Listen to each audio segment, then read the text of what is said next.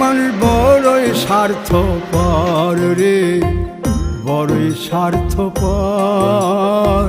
বুকের মাঝে জায়গা দিলে যতন কইরা ভাঙ্গে রে অন্তর। মানুষ বড়ই স্বার্থপর রে, বড়ই স্বার্থপর।